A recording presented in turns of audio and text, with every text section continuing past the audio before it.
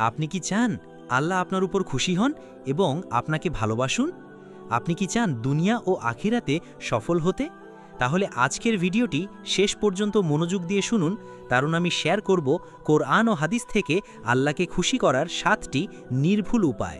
চলুন ভিডিওটি শুরু করা যাক। আসসালামু আলাইকুম ওরহমতুল্লাহ। প্রিয় ভাই ও বোন, একজন মুমিনের জীবনের সবচেয়ে বড় অর্জন হল আল্লাহ তার প্রতি সন্তুষ্ট হবেন। কিন্তু আমরা কিভাবে আল্লাহকে খুশি করতে পারি? আজ আমরা জানব কোরআন ও হাদিসের আলোকে 7টি সহজ কিন্তু শক্তিশালী উপায়, যা আমাদের জীবনকে বদলে দিতে পারে। 1. ফরজ ইবাদতে দৃঢ় থাকা। আল্লাহকে খুশি করার প্রথম শর্ত হল ফরজ ইবাদত সঠিকভাবে আদায় করা। নামাজ, রোজা, জাকাত, হজ এসব আল্লাহর আদেশ। রাসূল সাল্লাল্লাহু আলাইহি ওয়াসাল্লাম বলেছেন, আমার বান্দা আমার নিকটে আসার জন্য সবচেয়ে বেশি ভালোবাসি সে কাজগুলো যা আমি ফরজ করেছি। বুখারী। 2. নফল ইবাদত বাড়ানো। ফরজ ইবাদতের পর নফল নামাজ, নফল রোজা, অতিরিক্ত জিকির এসব আল্লাহর কাছে বান্দাকে আরও প্রিয় করে তোলে। হাদিস কুদসিতে আল্লাহ বলেন, আমার বান্দা নফল ইবাদতের মাধ্যমে আমার নিকটবর্তী হতে থাকে, অবশেষে আমি তাকে ভালোবাসি। 3. গোপনে দান করা।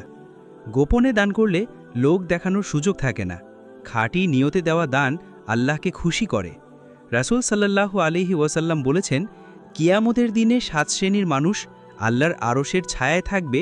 তাদের একজন সেই ব্যক্তি যে ডান হাতে যা দেয় বাম হাতও তা জানে না। পঞ্চম উপায়, দোয়া করা। আল্লাহ দোয়া ভালোবাসেন। তিনি বলেন, আমাকে ডাকো, আমি তোমাদের ডাকে সাড়া দেব। সূরা গাফির আয়াত 60। দোয়া শুধু চাওয়া নয়, বরং আল্লাহর সাথে সম্পর্ক শক্ত করার মাধ্যম। ষষ্ঠ উপায়, কষ্টে ধৈর্যশীল হওয়া। বিপদে ধৈর্য ধরা আল্লাহর কাছে অত্যন্ত প্রিয়।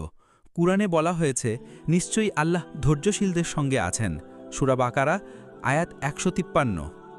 সপ্তম উপায়, আল্লাহর নাম বেশি বেশি স্মরণ করা। জিকির হল আল্লাহর ভালোবাসা অর্জনের সহজ পথ। রাসূল সাল্লাল্লাহু আলাইহি ওয়াসাল্লাম বলেছেন, যে তার রবকে স্মরণ করে ও যে করে না, তাদের উদাহরণ জীবিত ও মৃতের মতো। সহিহ বুখারী। উপসংহার, প্রিয় ভাই ও বোনেরা, আল্লাহকে খুশি করার জন্য বড় কিছু করতে হবে না, বরং খাঁটি নিয়তে ছোট ছোট আমল নিয়মিত করলে আল্লাহ আমাদের ভালোবাসবেন। ফরজ আদায় করা, নফল বাড়ানো, দান করা, ক্ষমাশীল হওয়া, দোয়া করা, ধৈর্য ধরা এবং আল্লাহর স্মরণ করা এসবই আল্লাহকে খুশি করার পথ। আল্লাহ আমাদের সবাইকে তার প্রিয় বান্দা বানিয়ে দিন। আমিন।